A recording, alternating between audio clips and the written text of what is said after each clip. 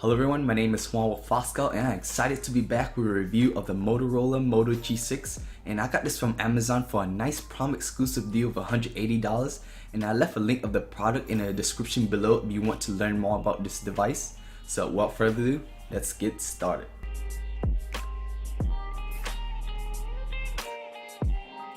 Straight out of the box, the first thing you see is the phone. Taking this out and put it to the side.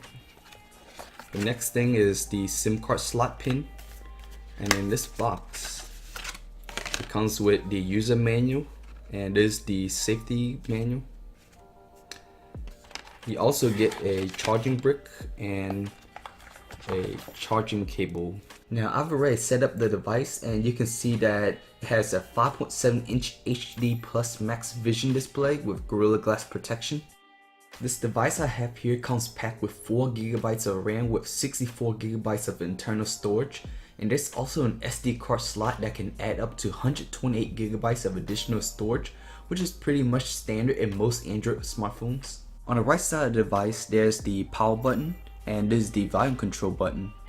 On the top of the device there's the SIM card slot along with this SD card slot I mentioned earlier, and this is the microphone. There's nothing on the left side. And on the bottom of this device, this is the headphone jack port, which is really nice because I don't like the charging headphone jack combination port that many smartphone manufacturers start adopting.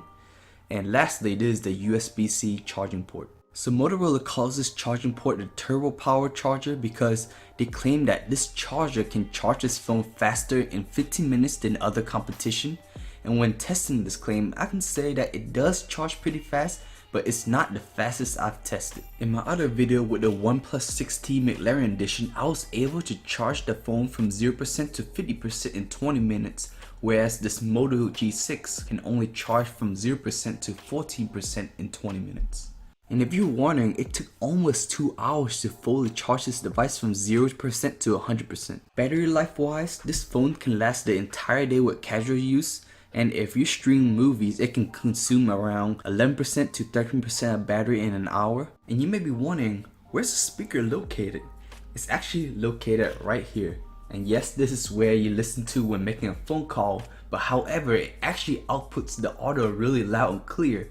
So I feel like this is a really smart design. So if taking quality photos and videos are important to you, the front-facing camera features 8 megapixels with LED flash for wide-angle selfies. The rear-facing camera has 12 megapixels with an additional 5 megapixels for studio quality portrait mode. So this is what the rear camera video of the Moto G6 looks like compared with the iPhone 8 Plus rear camera video. Alright, so when buying a phone, it's important that it supports all carriers. This device is factory unlocked, so it supports all US carriers with up to 4G LTE speed. And by the way, this phone uses a nano SIM card, so make sure you have the right SIM card size. Next, this device is powered on Android 8.0 operating system, which can be upgraded to the latest 9.0 version. This device comes with Amazon apps pre-installed since this is a Prime exclusive device. So if you frequently use apps from Amazon, this can be beneficial for you. Otherwise, the best you can do is just disable it and it won't appear, and you can enable it back whenever you want. But that doesn't mean that it's uninstalled. It also comes packed with Qualcomm Snapdragon 450 chipset, which is the highest version in the Snapdragon 4 series, but it's not the most powerful in the entire Snapdragon series.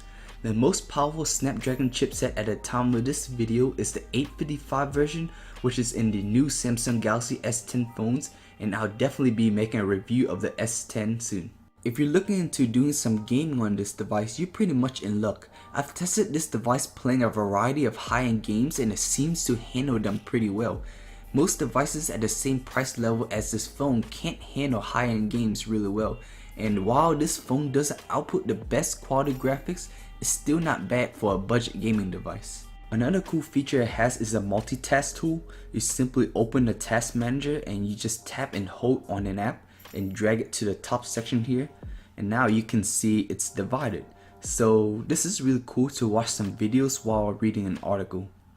If you want to get out of the multitask tool, you just drag the middle divider to the top like this, and there you go. Lastly, there are multiple phone security options to choose from, such as the screen lock, which is comprised of the swipe unlock, the pattern lock, the pin, and the password. There are also options to unlock the device by your fingerprint and face. There's also the smart lock option that can unlock your phone when certain criteria are met. Now that you got to see some features and specs of this device, the first pro is that the battery life can last the entire day on casual use. If you're not using this device intensively, you don't have to worry about charging your phone often throughout the day. The second pro is that it is affordable. If you don't want to break your bank buying a new smartphone, this is recommended. The third pro is that it is capable of handling high-end games, though every now and then there was a little bit of lag, but it's not highly noticeable. The last pro is that it has a headphone jack. With many phone manufacturers trying to follow the trend of removing the headphone jack port, it is great to see that this phone still kept it. The first con is that the Amazon pre-installed apps waste space on the phone. I understand that this is part of the Prime exclusive deal, but at least have the option to uninstall them.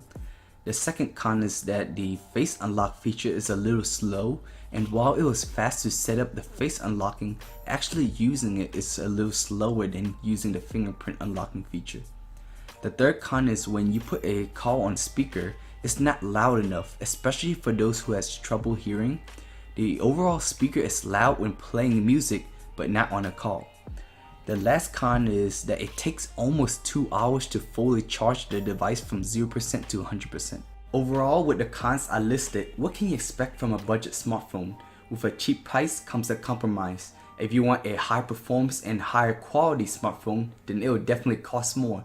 But if you want a budget smartphone that can handle most of the requirements reasonably well, then I would definitely recommend this smartphone. Therefore, if you want to learn more about this phone, definitely check out the product link in the description below. And there you have it, guys. Thank you so much for watching, and I hope you found this video helpful. And of course, please smash that like button and share this video with your friends and family. Also, don't forget to subscribe to my channel if you haven't yet, and I really appreciate your support.